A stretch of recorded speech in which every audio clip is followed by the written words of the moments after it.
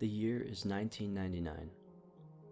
That sentence brings me back to my senior kindergarten class when I was 5 years old, where we used to read out the date on the blackboard every single day. The year 1999 exists as a stain in my mind, however, as a memory that will not go away no matter how hard I try to forget it. 1999 marked the year I lost my first tooth, my first time on a plane, and, unfortunately, the early loss of my childhood innocence. That one memory that refuses to be wiped. It all started with that new, or old, TV. At that time, Pokemon was the latest fad to hit the school. Pokemon cards, games, stickers, and the most popular, the TV show. So, of course, every time I came home from school, I would stay glued to the TV until Pokemon came on at 5. The only problem was that my dad watched the news at 5:30, and Pokemon episodes were back to back, which meant I had to miss an episode every day. Something I whined on and on about. My dad got tired of hearing me complain every day. That must be why he went and bought another TV. My dad put the TV he bought in my room. Unfortunately, it was just an old, small boob tube with rabbit ears even. It also only had 20 channels available, not including the channel Pokemon was on. I recall I didn't care though. I was just thrilled I had my own TV in my room. After surfing through the channels, I came to the conclusion that only channel 2, TiVo Kids, was worth watching, so I watched that for a while. It wasn't for another few months until I discovered channel 21. One day in April, I was flipping through the channels, trying to see if Pokemon was on. I pressed channel 21 into the remote, hoping there were more channels, and to my delight, there was. My dad was surprised too, but he let me watch it because it seemed to have kids programs on. The channel was called Caledon Local 21, and later I found out it was indeed broadcasted from the town of Caledon, Ontario, a town very close to my city. The shows I saw on Caledon Local 21 looked poorly made, and I never understood what was going on in them half the time. However, as I grew up, every time I thought of that channel, I realized more and more how messed up the shows were, and I had to ask myself, what the hell was I watching? The following is a list of shows and episodes I remember seeing on Caledon Local 21. How I remember such detail even disturbs me, but I guess things like this stand out in your mind for a while. The channel only ran a few shows, probably because it was only operational between 4 p.m. and 9 p.m. April 1999. MrBear'sCellar, Episode 12. Very sketchy name if you were to look at it nowadays. The show featured a guy wearing a bear mascot costume who would get a new visitor into his cellar every day. It was always a kid. The show was filmed with a camcorder, and not a very good one either. The police asked me a lot of questions about this show. This episode started with Mr. Bear sitting at a table playing checkers by himself. He sat there playing for a bit until there was a knock on the door. The camera was then looking up the stairs at the door, where there was another knock. Mr. Bear climbed the stairs and opened the door to reveal 2 young children. One was a boy about my age, and the other was a girl who looked about 8. Mr. Bear danced in delight, and then started talking to the kids. I couldn't hear any of them that well, I remember. Mr. Bear then led the kids into the cellar, which was quite dark, only lit by a small oil lamp on the table. I can't really remember that much more, except him singing a song which I couldn't hear too well either, probably because of that large bear mask. The episode ended with them playing hide and seek, with the kids hiding in a closet and Mr. Bear counting. May 1999. Soup and Spoon. I don't think this was even a show. I think it was more of a special movie thing. All I know is I stopped watching Caledon Local 21 for a while because I thought this show was too stupid, especially since Pokemon now came on at 4:30 and 5. I don't remember much of this, but it showed a can of soup and a spoon both attached to strings, swinging back and forth as if someone was holding them and dangling them in front of the camera. Interestingly enough, the show was shot in a basement, which looked just like the one used in Mr. Bear's cellar. Like I said, I can't remember much. The only thing I can remember clearly was the end. The entire thing was only half an hour, and just included stuff I found stupid, such as the spoon chasing the soup around trying to eat him. The ending showed a table and about 7 kids sitting around it, each with a bowl of soup in front of them. They were sitting and looking at the camera, but with confused, almost frightened faces. The cameraman then held the can of soup in front of the kids and said, "Spoons ready?" And then it just stopped. July 1999. It was summer, and I hadn't watched Channel 21 for a while, until one day when I slept over at my friend's house, and I decided to check it out again. My friend had gotten a TV in his room for his 6th birthday, so we stayed up very late. For us, 9:30 was very late, and watched TV. That's when I remembered Channel 21 and brought it up to my friend. We decided to see if it was on, and to our surprise, it was. They must have changed the broadcasting time. MrBear'sCellar, episode 23. This episode was entertaining for my friend and me, mainly because it had swearing. However, now when I think of this episode, I realized something was definitely wrong when it was filmed. The episode started with the camera on its side, while it was facing Mr. Bear, who was walking upstairs to the cellar door. The camera then blacked out for about a second, before fading in, back upright, and facing Mr. Bear. There was also another kid talking to him, but this kid looked about 11 or 12. He was talking to Mr. Bear for a while, but I couldn't hear well, again with the crappy camcorder, until the kid started raising his voice. The kid was saying how it was late and his sister had to go home. You could also hear more voices in the background. I remember Mr. Bear clearly saying, "Get the hell out, you're not invited," with a deep voice muffled by the bear mask. I remember my friend and I looking at each other and laughing at the mention of the forbidden F word. But the episode got weirder. The kid began climbing the stairs before turning around and saying how he was going to call the police. Mr. Bear began breaking into a run toward the kid, who started screaming and running as well. The camera then cut out, and that was the end of the episode. The channel then turned to static shortly after. August 1999. I didn't want to watch Channel 21 after that. In August, I grew more curious to see MrBear'sCellar for some reason though. The last episode I saw of Mr. Bear was weird and had swearing, which also made me think the show was meant for teenagers. Nonetheless, I flipped onto Channel 21 when my dad was busy. MrBear'sCellar, episode 28. Apparently, this episode had been playing the entire month of August. It was studied a lot by the police. The entire episode was just Mr. Bear sitting in a chair talking to the audience. "Hello kids, do you want to visit my cellar?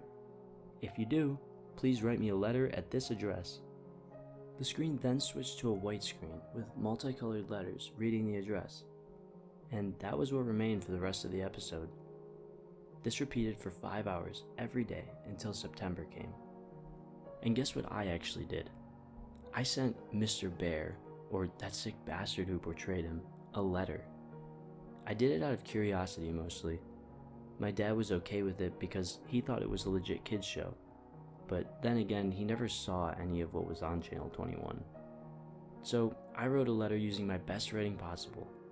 I think I just said how I wanted to meet Mr. Bear, so my dad sent the letter to the address Mr. Bear said on the show. It stayed on all day anyway for some reason. It took about a week to get a response, which I was surprised I did. I still have the letter I received on August 15th, 1999. The letter read, "Dear Elliot, thank you ever so much for your letter. I would love to have you in my cellar. We play games, watch movies, and go fire camping in the middle of the woods. Come to my house at," the police cut out this address, "Caledon, Ontario, Canada. I look very forward to having fun with you. Love, Mr. Bear."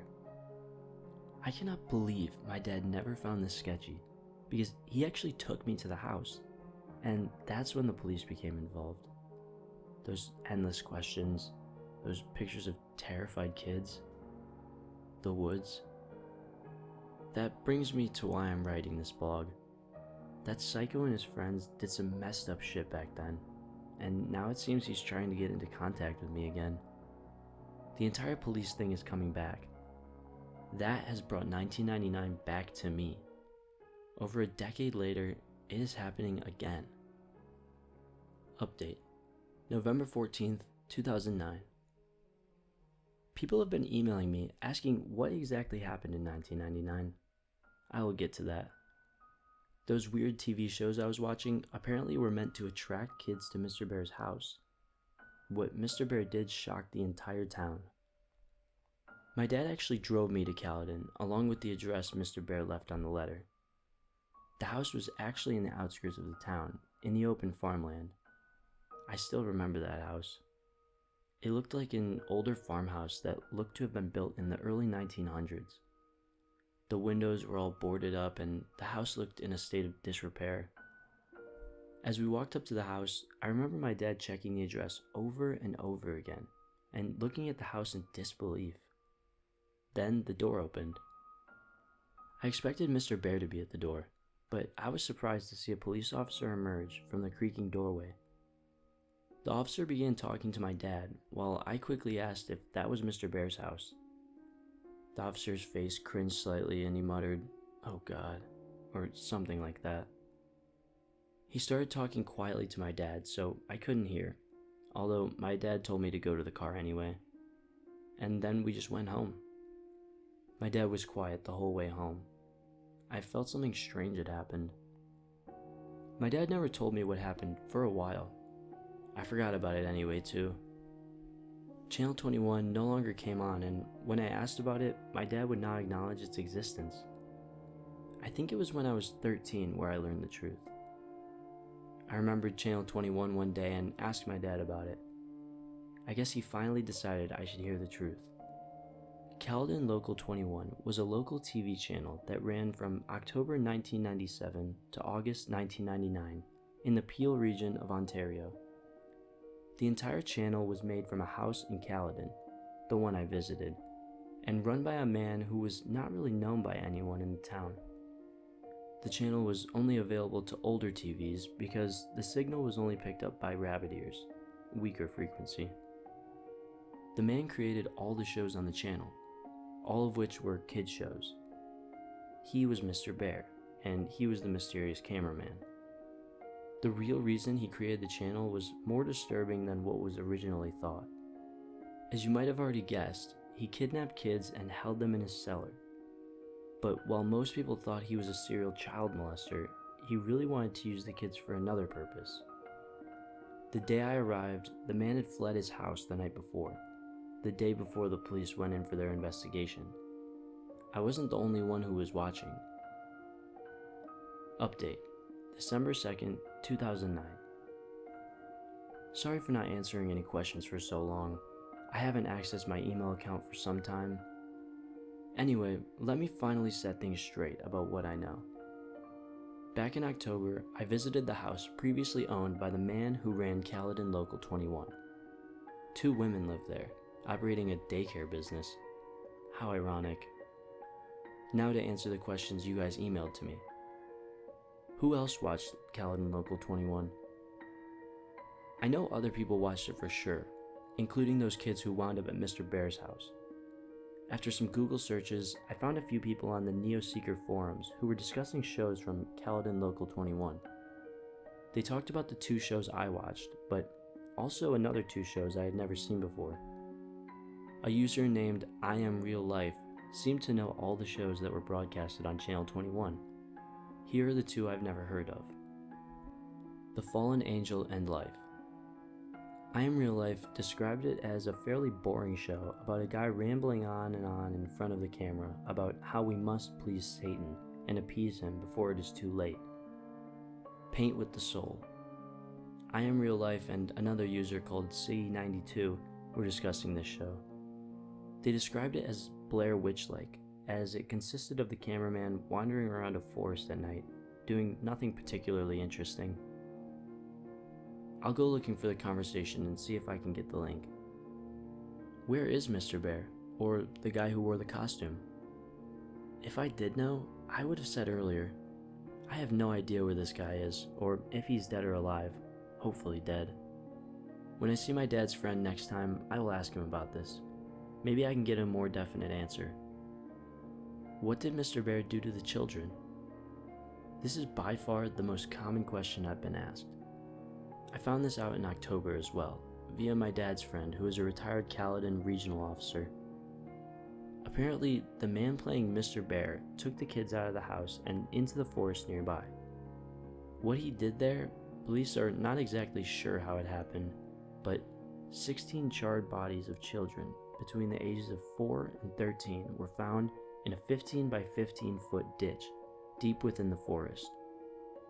My dad's friend did not want to go into exact details, but I'm seeing him next Thursday anyway, so maybe I can extort some more information from him then. That's all I have for now. Thanks for keeping an interest in my blog. I'll try to gather as much information as I can for my next post. I've actually been getting pretty interested in this myself. It should be my right to know what the hell happened. Update, January 14th, 2010. I'm sorry I haven't posted anything for a while. I kind of lost interest in this blog since I hit a standstill while looking for more information about the identity of the owner of Caledon Local 21. However, a few weeks ago, I struck gold. I found some answers surprisingly from the father of a kid I used to babysit. He lives just across from my street, and I used to look after his kids when they were younger. He currently doesn't have a job either. He used to live near the woods outside of Caledon and witnessed the owner's activities in the woods. His name is Anthony Poyo.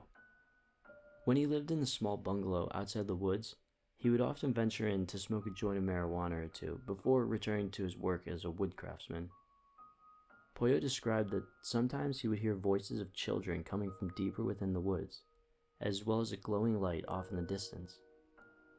Poyo told me these events started in late 1997. Note, this is around the time Caledon Local 21 began airing. He apparently became annoyed by this happening every once in a while and actually went to investigate. Poyo then described what the whole scene looked like when he got there. There was a group of kids, he said about 13 to 17, and ages 5 through 12, gathered around a large fire pit with a burning fire. With them was a single adult. Poyo talked to the man, noting his unusual, unkempt appearance of a crack addict, as well as his constant twitching, and asked what he was doing out in the forest with children. The man said they were on a camping trip, something they did frequently. Poyo, not suspecting anything, Caledon has one of the lowest crime rates in Canada, simply left it at that and told them to be quieter. Poyo then paused for a while before telling me that they never became quieter. In fact, sometimes he heard loud chanting from the children in an unknown language. He didn't bother meeting with the man again as he was moving away. I told Poyo that the man was probably the owner of Caledon Local 21, but he doubted it as he heard that the man was moving to Pickering by several other residents near that area. Here's what I now know.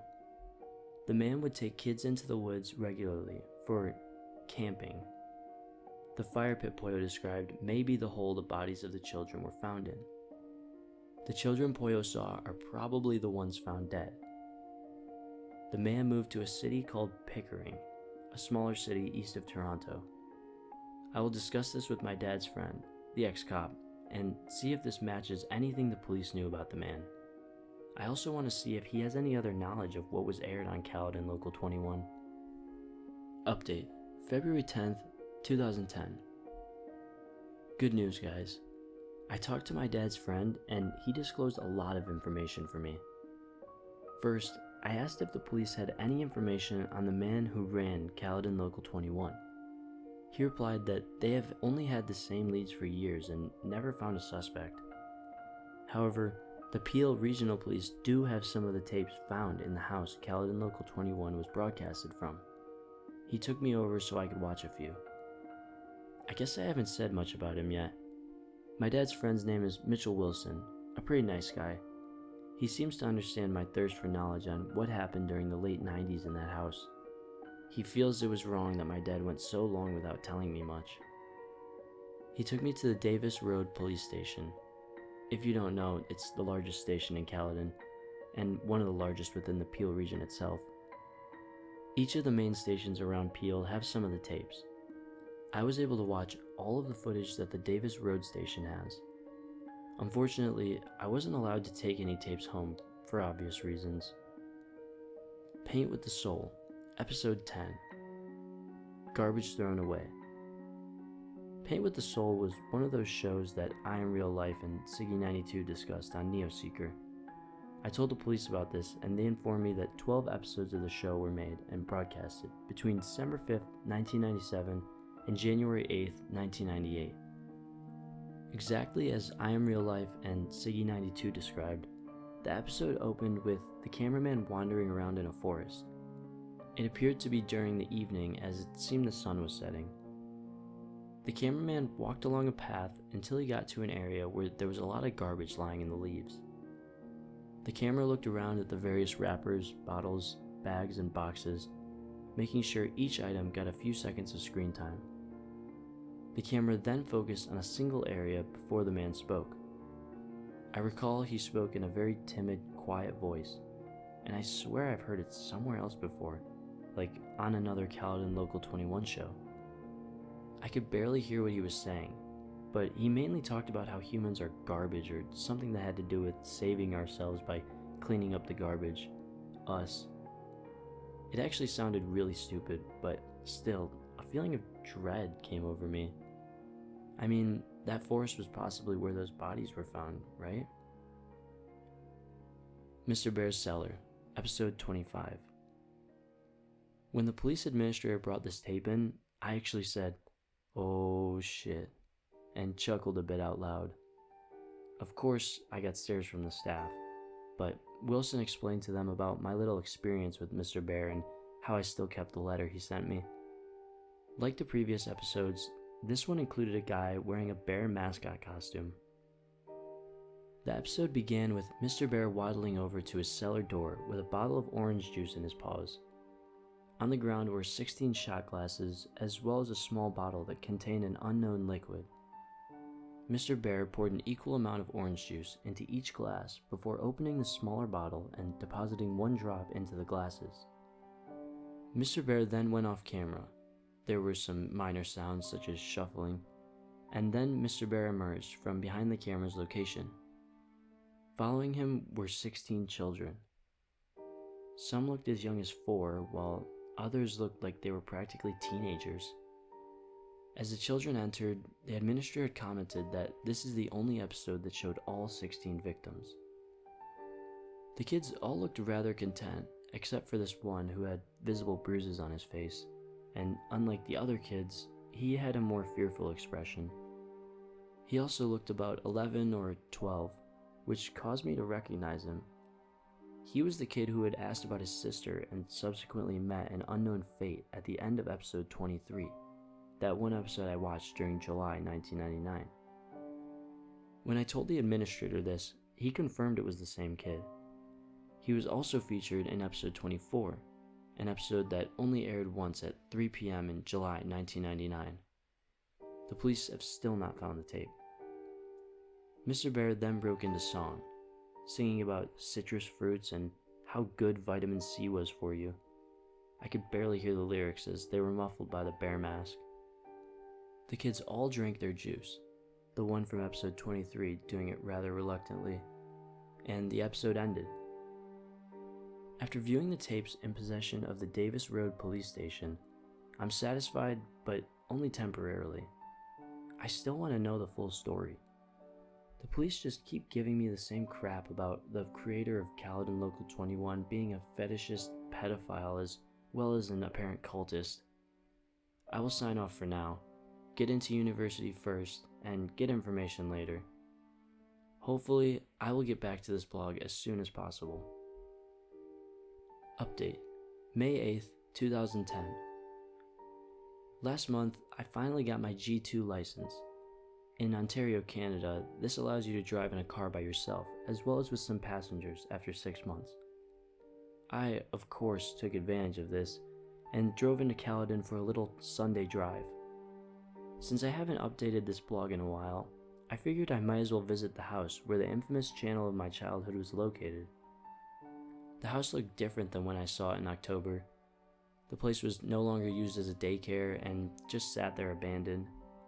However, it did have a for sale sign showing that someone still owned it, wanting to get rid of it though. The abandoned house drew fuzzy memories from my mind, mainly of that day my dad took me to visit Mr. Bear. A feeling of dread came upon me. What happened to the children while they were living in that house? I walked up the steps to the front door and peered through the window. Inside, I could see a nearly empty hallway with a few boxes at the end. At the end of the hallway to the right was an open door, presumably leading to the kitchen.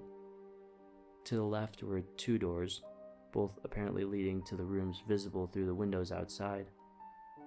I wondered where the cellar entrance was located and whether it had been sealed up. I walked around to the back of the house and found my answer. 2 wooden doors lying at an almost flat angle were padlocked shut. This had to lead to the cellar. Not wanting to hang around, you could not imagine what was going through my mind at that time. I departed. Behind the house, the empty field continued on until it reached a dense forest that lined the horizon. I wondered if that was the forest where the bodies of the children were found. I thought to myself, screw it, and proceeded to walk across the field behind the house into the forest. The forest was oddly quiet, save for the few periodic sounds of a woodpecker drilling into a distant tree. I cautiously made my way deeper into the woods, not really caring about the fact that I had no idea where I was going. I don't know how to explain it, but it felt like there was something I had to find. I came to a thinner part of the woods and a few small houses in the distance. Pollo's house crossed my mind, and I wondered if one of these homes had belonged to him. I neared a small clearing in which I could see 3 adequately sized logs gathered around a black, charred area, showing a small fire had been lit there recently. "Hey, get the hell out of our fort." Those words nearly gave me a heart attack. I turned to my left and saw 2 dark-clothed people running toward me. My initial thought was to run. However, as they came closer, I saw they were really just kids in their early teens, possibly 13 or 14, maybe even 12. As they approached me, they realized my size as well. I'm 6'1", while they could have been no bigger than 5'8". One might have been 5'7". We said, "Get the hell out," the larger one, who was wearing a Slipknot shirt, said half-heartedly. I stood my ground and shrugged. The shorter one, who was wearing a Metallica shirt, swung out a butterfly knife and held it in my direction. "No, you wouldn't want to," I said in a deep, serious tone, trying to sound as badass as possible. I pulled out my cell phone. The 2 kids withdrew, the one in the Metallica shirt putting away the knife. "Look, dude, we don't like people in our fort, so can you just go?" the one in the Slipknot shirt said, obviously intimidated. I had no business in the forest anyway, so I uttered out a simple, "Fine," and turned away before I realized I had a great opportunity. "Did either of you hear of a guy who murdered a bunch of kids in these woods about 13 years ago?" I asked the kids. The 2 looked at each other in confusion, before the one wearing the Metallica shirt answered. "Yeah, everyone knows about that guy," he said to me as if I were stupid. The kid in the Slipknot shirt continued. "He still lives around here, in the storm drain. My big brother's friend says he saw him in a bear costume once, wandering around the forest at night." My instincts told me this was probably a lie, and the owner of Caledon Local 21 is probably long gone, only existing as folklore in this smaller, isolated community. However, as a human, the thought of the mysterious unknown sparks interest within. "And where is this storm drain?" I asked. Just out of curiosity. I don't actually believe the kid's story. The kid in the Metallica shirt stared at me for a few moments, his eyes seemingly full of annoyance, yet curiosity for me. "You're not from around here, are you? Why did you even come here?" Now, I do admit I was slightly startled by the nature of his question. However, I figured I might as well explain why I was there, just in case people mistook my intentions. I told the two kids about my experience with the man in Caledon Local 21, and that I had come to maybe seek out some sort of closure, although even I wasn't exactly sure. The kids seemed familiar with the channel, as they smiled and looked at each other when I mentioned it. They also became more understanding and gave me a detailed description on how to get to the storm drain. Shortly after, I decided to just turn around the way I came and head back to the house, leaving the kids at their fort. But now you're probably wondering why I left out such detail about what the kids told me just now. It is because I'm choosing to conclude what I have gathered now. Here's what the kids told me in detail. The storm drain lies ahead of the kids' fort, the same direction I was heading. The drain ends at a small river where access water is drained out. Near here is a small playground. The kids told me people rarely use it. The man supposedly lives in the large pipe that rainwater drains out of. People have seen him, although always either wearing a bear mask or the mask and a full-body bear costume. Note, I do not believe this is true, and in fact simply a myth made by the residents of Caledon. The story does not seem plausible in any way. Why had no one called the police? Didn't this guy look suspicious? And other questions like these leave the story invalid. I may visit the storm drain, not because I believe the story, but because I want an excuse to visit Caledon again, so this blog doesn't die. With no more tapes to watch, I don't know what to talk about anymore. Thanks for continuing to support me and my blog. I know many are looking forward to more information about what happened in Caledon during the year 1999, and I will do my best to continue my research into the topic. Elliot out. Update. October 7th, 2010. Wow, nearly 5 months since I last updated. I'm guessing everyone pretty much thinks I was dead, right? Thankfully, I'm not. But in all my seriousness, I really have been busy these past few months. And a blog about something that could have killed me as a kid is a little low on my current priorities list. As of now, I'm living in Waterloo, Ontario, attending the University of Waterloo for computer engineering. Yeah, I'm a keener. As you can imagine, engineering is no walk in the park, so obviously I nearly forgot about this blog. But as you can see now, I'm back. I remembered to visit the storm drain the kids from the Caledon Forest told me about. It was out in a clearing between the wooded areas, nearby a marsh. Unfortunately, I found absolutely nothing, save for a little turtle that retreated into its built-in home when it saw me. I snapped some pics of the pipe, which I have posted as well. Also, let me tell you, it was not a storm drain like they said it was. What I saw was a simple pipe, possibly to channel the access water from the marsh. When I returned from Caledon, however, I simply kept putting off uploading everything until I forgot all about my blog. It just didn't seem important anymore. Please forgive me.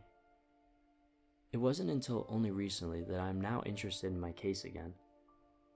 On September 10th, I received an email from this email address, returntheb@hotmail.com. Funny, am I right? Well, it gets better. I'm going to copy and paste the exact email this guy sent me.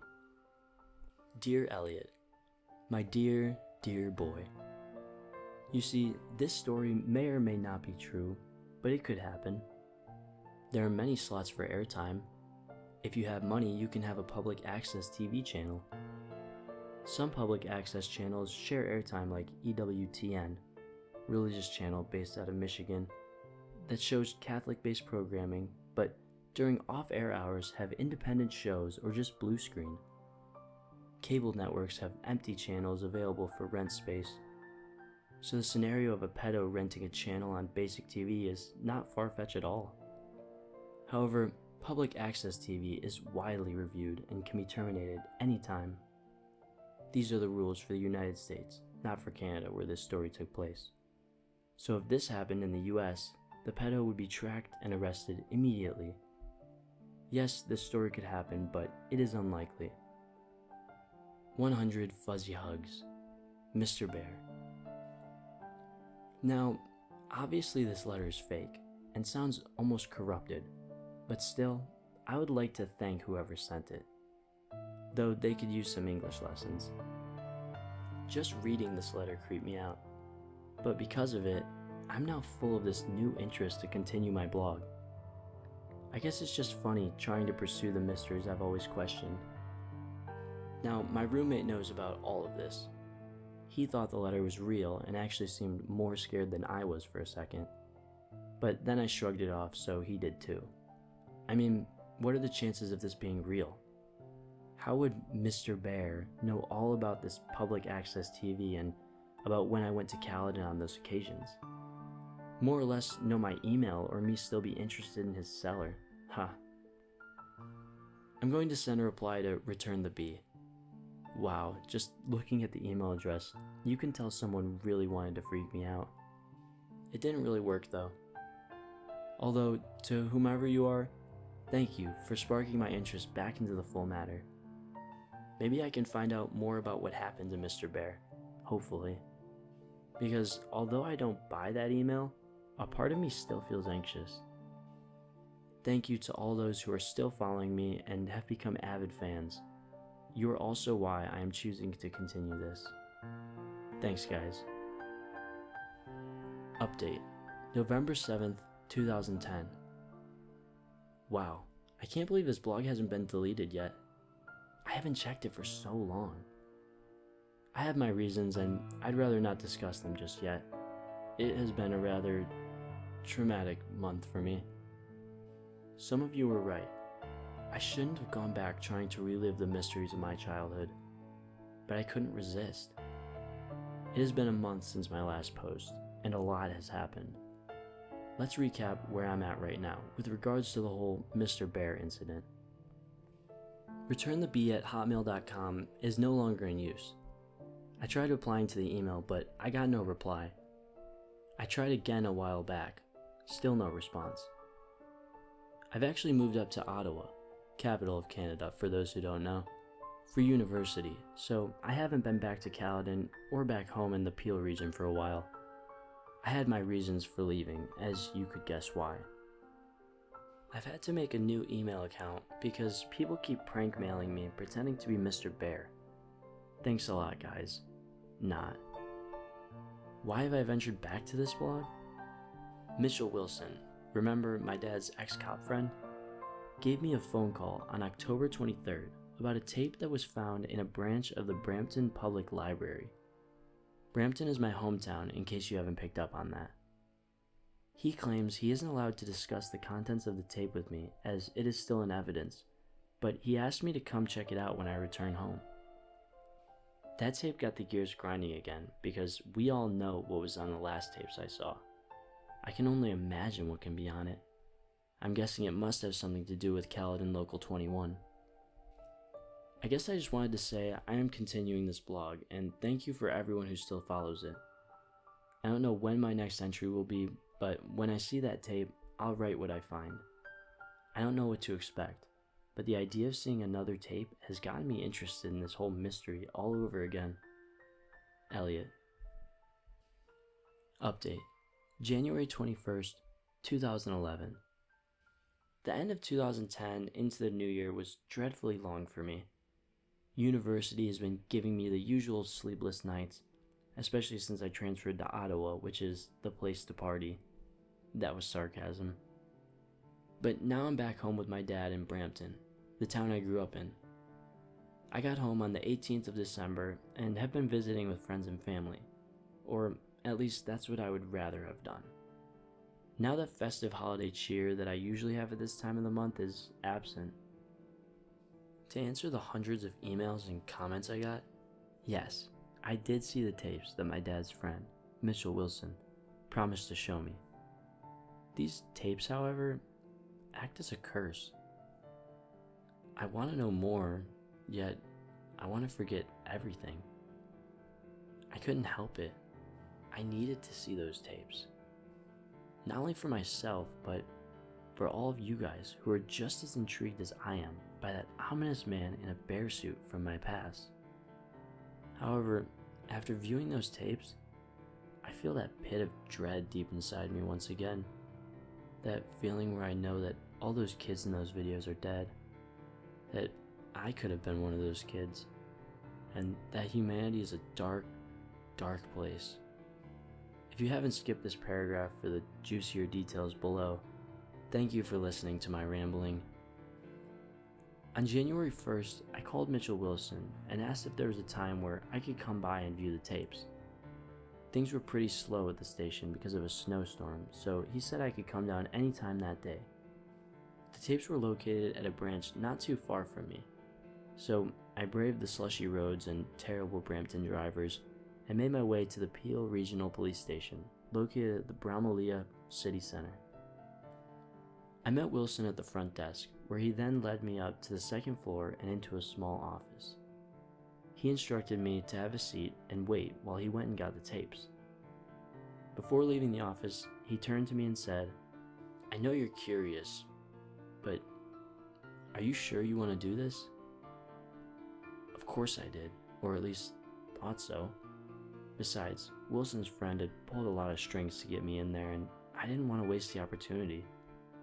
This particular station had 2 tapes on hand.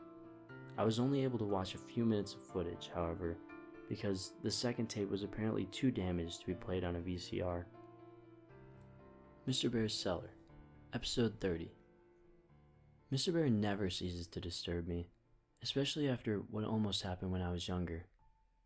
This episode took place outside in a forest at dusk, making it slightly hard to see, especially considering the quality of the film, a trademark of anything from Caledon Local 21. The episode started with the camera being held in the paws of Mr. Bear, aiming it at himself. That bear mask. It looked more sinister in the shadows of the trees. The unmistakable, muffled voice spoke up. "Hello, children. Today, I will be doing a wonderful thing for my friends. I will be delivering them to a faraway land where they will surely be happy." Mr. Bear turned the camera around to show an ATV with an attached trailer. But what stood out the most was that the trailer contained 7 motionless children lying side by side. "This here is the first load, but more will be on their way soon." Mr. Bear turned around and pointed the camera at a large burlap tarp spread on the ground. He picked the tarp up, revealing a large hole that must have been at least 12 feet deep and maybe about 15 feet wide. The rest of the episode consisted of Mr. Bear taking each kid and dropping them into the hole. I asked Wilson if they were dead, to which he shook his head and replied, "Not yet." Soon, all the kids were in the pit. Some were in awkward positions due to being tossed in, but they remained unconscious. "The vitamin C will surely help these children on the great journey that awaits them," Mr. Bear mentioned as he panned the camera toward multiple bottles of gasoline beside a bush.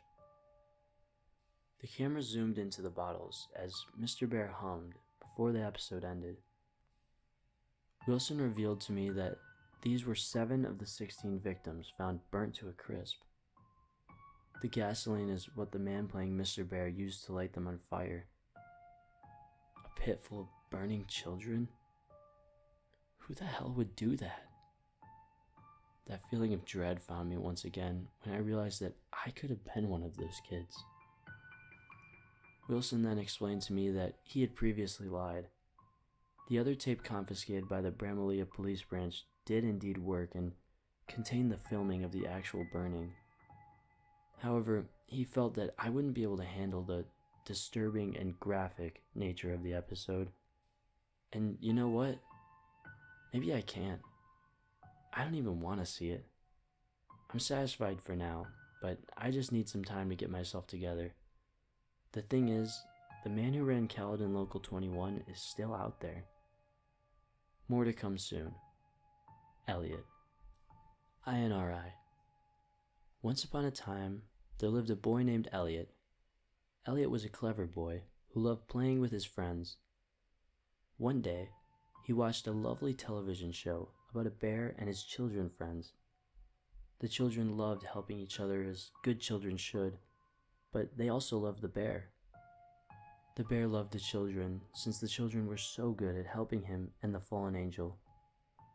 The children and the bear wanted to play together forever, with the help of their angel friend.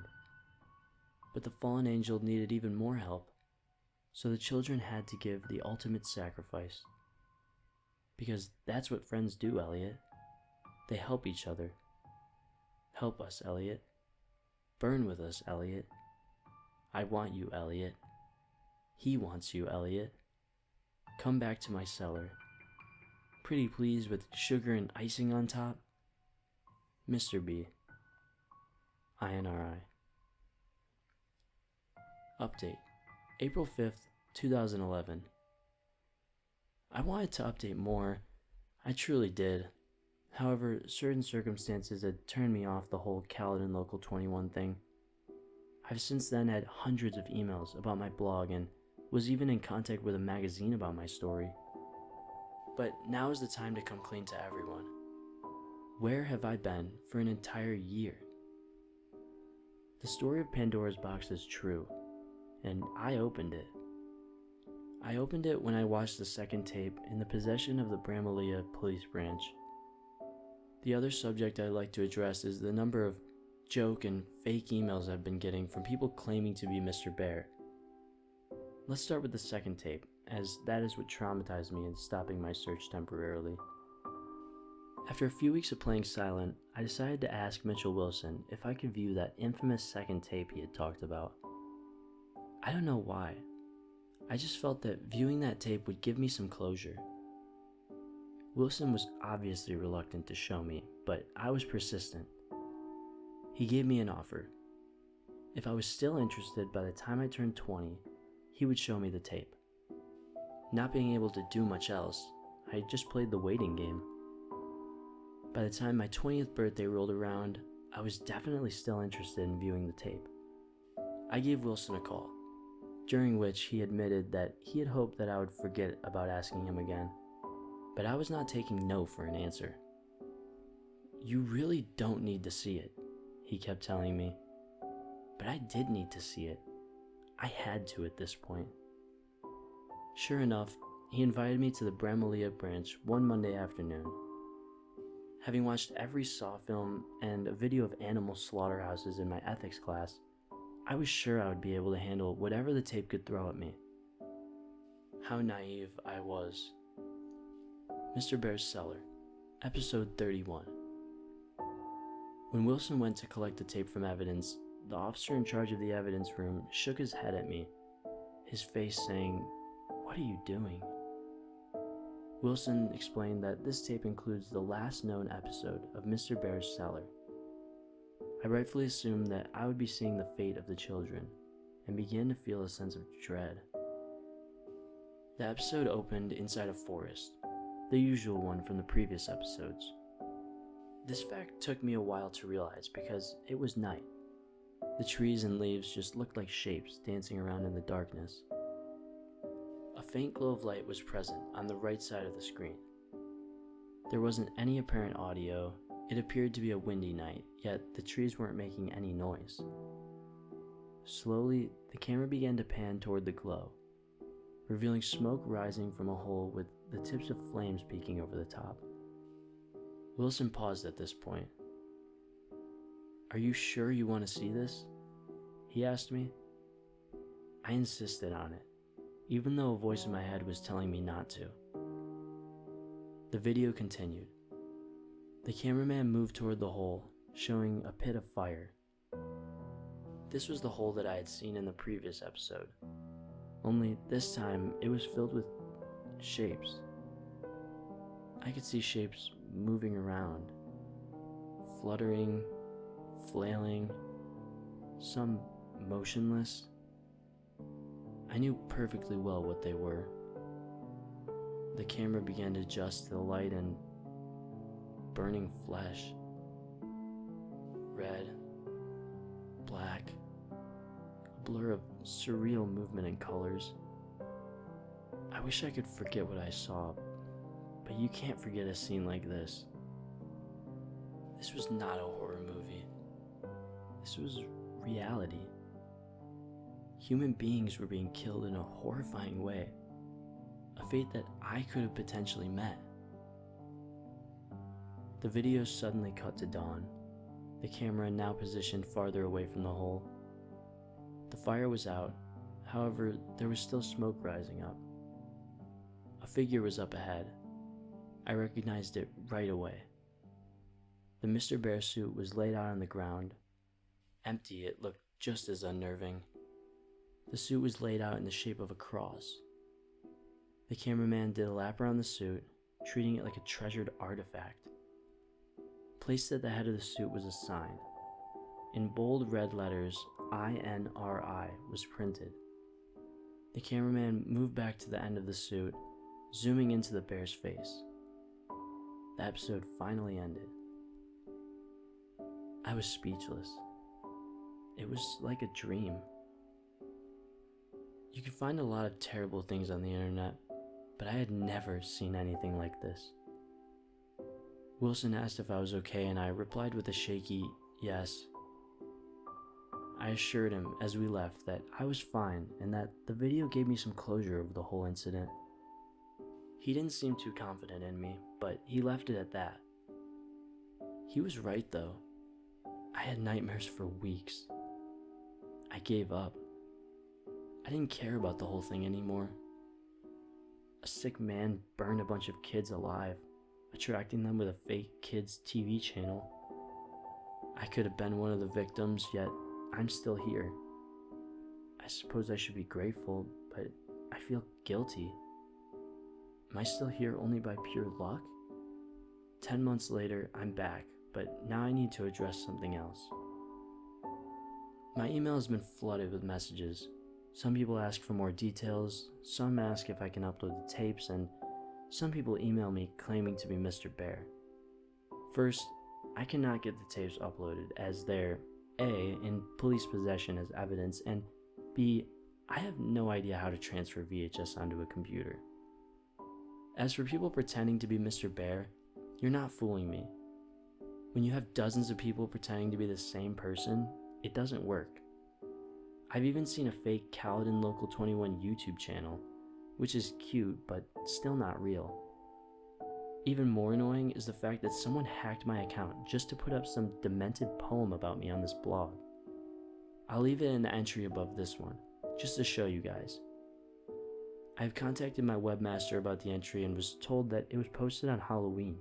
Oh, spooky.